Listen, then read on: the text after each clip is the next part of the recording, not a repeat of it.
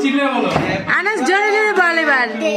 আজকে আপনাদের সাথে অনেক স্পেশাল একটা মুহূর্ত আমি শেয়ার করতে যাচ্ছি। তো আজকে দুপুর বেলায় আমরা সবাই একসাথে লাঞ্চ করব বলে আমাদের লাঞ্চটা কাচ্চি ভাই থেকে অর্ডার করে ফেললাম। আর এই কেকটা টুম্পা নিজের হাতে বানিয়ে নিয়ে আসছিল। তো এরপর একজন একজন করে আমার শাশুড়ি মাকে গিফট দিচ্ছিল আর কেক কাটিং পর্ব শুরু হয়ে গিয়েছিল তার 3 নাতি নাতনিকে নিয়ে। যদিও স্বর্গ সেখানে উপস্থিত ছিল না, কারণ আজকে ছিল আমার শাশুড়ি মায়ের জন্মদিন, আমার আরশি আনাসের দিদুনের হ্যাপি বার্থডে।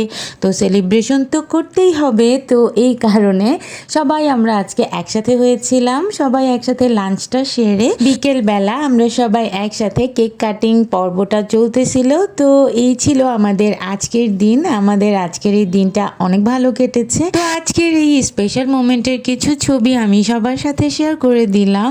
সবাই আমাদের জন্য দোয়া করবেন।